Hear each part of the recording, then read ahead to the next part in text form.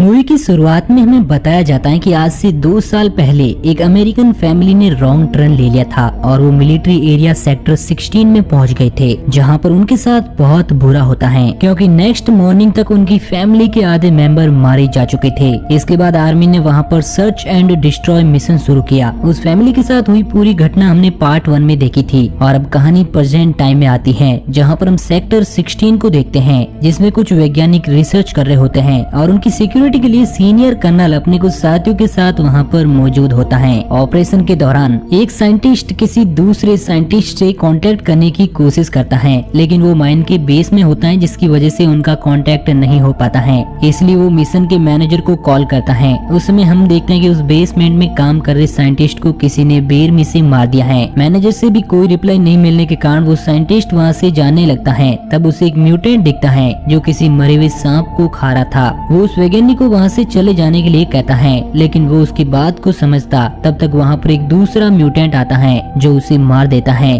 उसके चिल्लाने की आवाज कर्नल सुन लेता है और वो उसे बचाने के लिए आता है, लेकिन उसे भी एक म्यूटेंट रोड से चीरकर पहाड़ी से नीचे फेंक देता है। इसके बाद हम कुछ मिलिट्री सोल्जर्स को देखते हैं जो कि अपनी ट्रेनिंग को पूरा करने के बाद अपने बेसमेंट की ओर जा रहे होते हैं, लेकिन बीच रास्ते में उनको सेक्टर 16 से होकर गुजरना होगा क्योंकि उन्हें वहाँ पर कुछ सामान सप्लाई करने का ऑर्डर मिला हुआ है।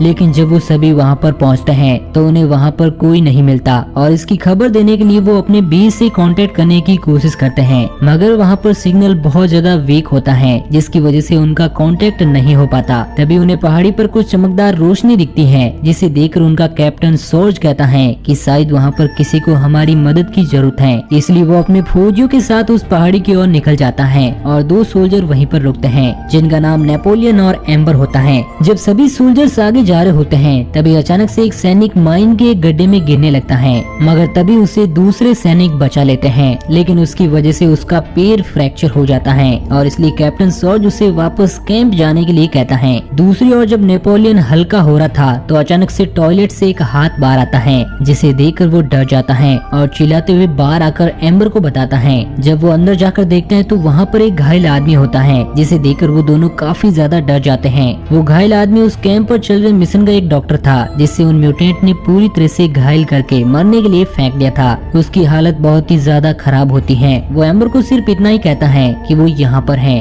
और इसी के साथ वो मर जाता है। इस अधूरी बात को सुनकर वो काफी ज्यादा डर जाते हैं। तभी वो देखते हैं कि उनके ट्रक में किसी ने आग लगा दी है, इसलिए वो दोनों डरकर अपनी गन्स को लाने के लिए दौड़ते हैं, मगर उनकी गन्स और सारे हथियार वहाँ से गायब होते हैं। इन सब के बाद एम्बर डिसाइड करती है कि वो बाकी सोल्जर्स के पास उस पहाड़ी पर जाएगी, मगर नेपोलियन वहाँ पर जाने से इनकार कर देता है, इसलिए एम्बर अकेले ही निकल जाती है। लेकिन तभी पीछे से एक म्यूटेंट आकर उसे पकड़ लेता है। उसकी चिल्लाने की आवाज सुनकर नेपोलियन उसकी हेल्प के लिए दौड़ता है। एम्बर उस म्यूटेंट से अभी तक लड़ रही होती है, इसलिए वो म्यूटेंट अब उसे मारने की कोशिश करता है, लेकिन तभी पीछे से एक गोली उसके कंधे पर लगती है, जिसकी वजह से वो पास ही में बने होल में भाग जाता है। गोली चलाने वाला वही सैनिक होता है जिसका पैर फ्रैक्चर हो चुका था। वो नीचे आ ही रहा होता है कि तभी वो म्यूटेंट एक दूसरे होल से उसे अंदर खींचने लगता है। एम्बर उसके हाथ को पकड़ लेती है। तभी वहाँ पर नेपोलियन भी आ जाता है। वो दोनों मिलकर उसे बाहर निकालने की कोशिश करते हैं, मगर वो ऐसा नहीं कर पाते और म्यूटेंट उसे अंदर की ओर खींचकर मार डालता है। दूसरी ओर उन सभी सोल्जर्स को एक दूसरे मरे हुए डॉक्टर की बॉडी मिलती है, जिसे देखकर वो सभी अलर्ट हो जाते हैं और सॉर्ज उन सभी को फायरिंग करने की इजाजत दे देता है। तभी पीछे से एक म्यूटेंट एक सोल्जर्स पर अटैक कर देता है, जिसकी वजह से वहाँ पर गोलियां चलनी शुरू हो जाती हैं और उस समय गलती से कैप्टन सॉर्ज उन गोलियों के आगे आ जाता है, जिसकी वजह से उसे भी गोलियां लग जाती हैं। टीम मेंबर उसे बचाने के लिए उसके पास जाते हैं,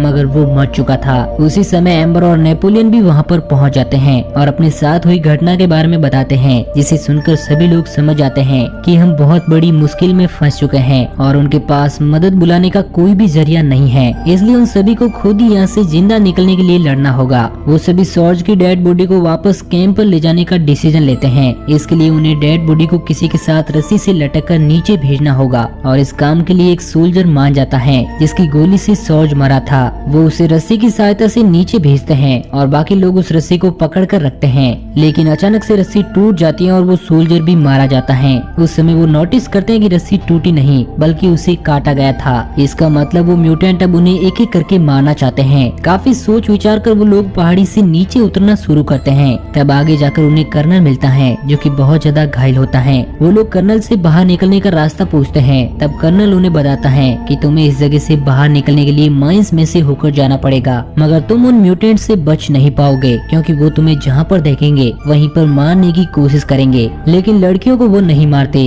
क्योंकि वो उन्हें ब्रीस्ट फीडिंग के लिए यूज करते हैं। ये सुनकर नेपोलियन उससे गुस्से में पूछता है कि तो फिर हम उन लोगों से कैसे बच सकते हैं। तब कर्नल सिर्फ एक ही वर्ड कहता है, सिंपल। ये कहकर वो अपने आप को गोली मार लेता है। अगले सीन में हमें एम्बर और मिसी को देखते हैं जो दोनों अकेली बैठी हुई होती हैं क्योंकि ये म्यूटेंट के लिए बनाया गया एक जाल होता है। उन दोनों को अकेला देखकर एक म्यूटेंट उनकी ओर आता है, मगर उसी वक्त सभी सोल्जर मिलकर उसे गोलियों से भून देते हैं। उस दौरान मिसी उन सब से थोड़ी दूर होती है, इसलिए एक म्यूटेंट उसे पकड़ लेता है। उसके चिल्लाने की आवाज सुनकर सभी लोग माइन की ओर भागते हैं। अब जब सभी लोग माइन के अंदर जाने वाले होते हैं तब एक सोल्जर अंदर चलने से मना कर देता है और वापस चला जाता है, मगर कुछ ही देर बाद उसे एक म्यूटेंट मार देता है। दूसरी ओर जब वो लोग माइन के काफी अंदर चले जाते हैं तो एम्बर और नेपोलियन एक गड्ढे में गिरकर किसी हिडन जगह पर चले जाते हैं। बाकी लोग उन्हें ढूंढने की काफी कोशिश करते हैं। उसी दौरान एक म्यूटेंट एम्बर को पकड़ लेता है, लेकिन इस बार नेपोलियन एक बड़ी सी पत्थर से उसका सर कुचल देता है जिससे वो मारा जाता है। और उसी वक्त एक और म्यूटेंट वहाँ पर आ जाता है जो कि अंधा होता है। एम्बर और नेपोलियन उससे बचने की कोशिश में एक अंडरग्राउंड रूम में गिर जाते हैं जहाँ पर उन्हें हेंसेल नाम का एक म्यूटेंट मिलता है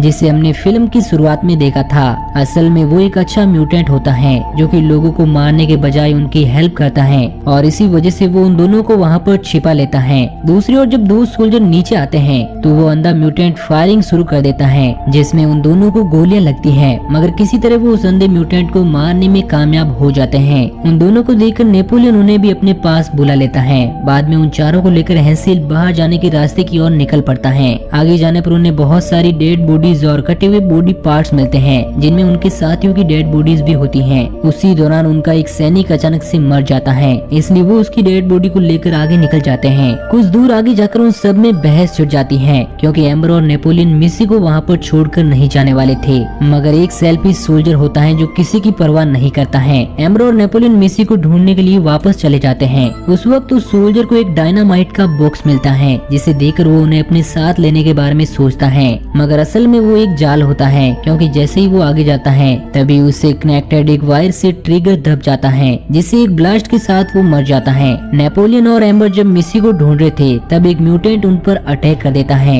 मगर वो उसे मारकर आगे बढ़ जाते हैं। आगे जाने पर उन्हें मिसी बंधी हुई मिलती है। वो उसे खोलकर वहाँ से निकलने वाले होते हैं कि एक हेड नाम का म्यूटेंट उन सब पर अटैक कर देता है, मगर एम्बर और नेपोलियन उसे किसी तरह मुश्किल से मार देते हैं और वो तीनों वहाँ से बाहर निकल जाते हैं। मगर अभी भी कोई जिंदा होता है जो उन सभी को देख रहा था। और इसी के साथ ये मूवी यहीं पर एंड हो जाती है। तो दोस्तों, अगर आपको इस मूवी की कहानी पसंद आई हो तो हमारे चैनल को सब्सक्राइब जरूर करना ताकि आपको इसी तरह की एंटरटेनिंग कहानियों का डेली डोज मिलता रहे। बाकी मैं मिलूंगा आपसे किसी नए दिन नई कहानी के साथ। तब तक के लिए गुड बाय।